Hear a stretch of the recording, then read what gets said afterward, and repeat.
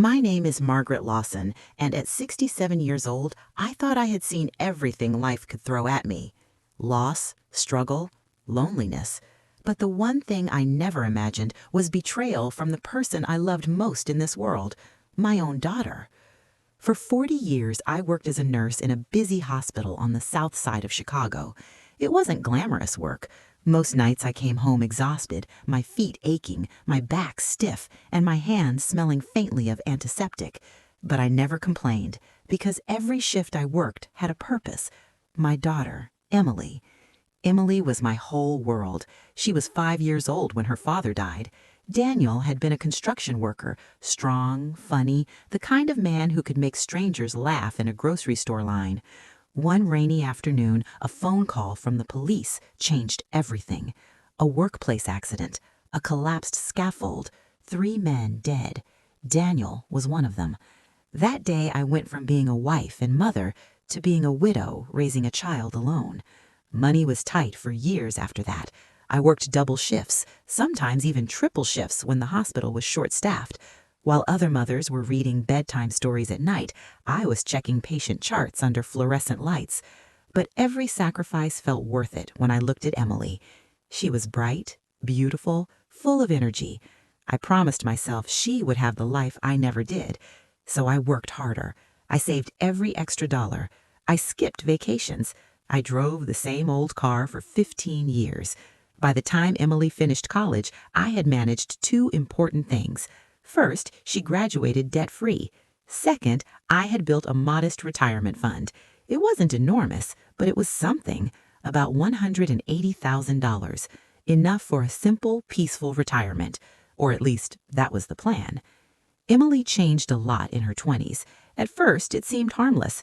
She loved fashion, nice restaurants, travel photos on social media. But gradually, something else started to appear: entitlement. She began to believe she deserved luxury simply because she wanted it. When she ran out of money, she called me. "Mom, I'm in a small financial emergency." The emergencies were never small. $500 here, $2,000 there, sometimes more. And because she was my daughter, I always helped. I told myself she would grow out of it, that maturity would come with time. But when Emily turned 32, I realized just how wrong I had been. It was a Saturday afternoon when she burst into my house with the energy of a thunderstorm.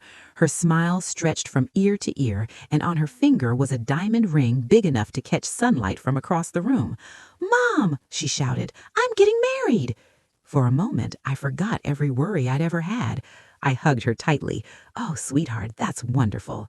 She immediately began talking about the proposal, the restaurant, the photos, the ring.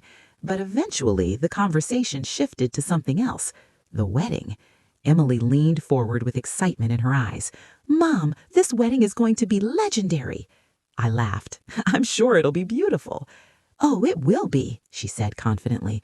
"We're booking the Grand Lakeside Hotel ballroom." I recognized the name instantly. It was one of the most expensive wedding venues in the entire city. "How much does that cost?" I asked carefully. "About $40,000, she said casually. $40,000 for a room. But she wasn't finished. Designer wedding dress, luxury catering, live orchestra, professional lighting, ice sculptures, 500 guests. By the time she finished listing everything, the total cost was nearly $120,000. I stared at her. "Emily, that's an enormous amount of money." She shrugged. "It's my wedding, Mom. It's supposed to be perfect." "I understand that people don't need to spend that much." Her expression changed immediately. "You have retirement money." My stomach tightened. "That money is for my future." Emily rolled her eyes dramatically. "Wow, I can't believe you'd ruin your own daughter's wedding over money." For weeks after that conversation, the pressure continued. She sent photos of wedding dresses, decorations, menus. Every message ended the same way. "Don't worry, Mom, you'll help." But I kept saying no. Then one morning I went to the bank, and everything changed. The young teller looked confused as she stared at the computer screen. "Mrs. Lawson, are you aware of the recent withdrawals from your retirement account?" My heart skipped a beat. "What withdrawals?" She turned the screen toward me. A long list of transactions filled the page, large transfers, one after another, until the balance read $3,284.17. The room felt like it was spinning. That can't be right. The teller hesitated. These transfers were authorized through your joint account access. Joint access. Years earlier, Emily had convinced me to add her name to the account, just in case of emergencies. I walked out of that bank feeling numb. That evening, I called her. "Emily, did you take money from my retirement account?" There was a pause. Then she laughed. "Oh, about that." My hands trembled. "You took almost everything." "It's for the wedding," she said casually. "That was my retirement money." "You'll be fine. You own your house." The conversation ended soon after that, but something inside me had changed forever.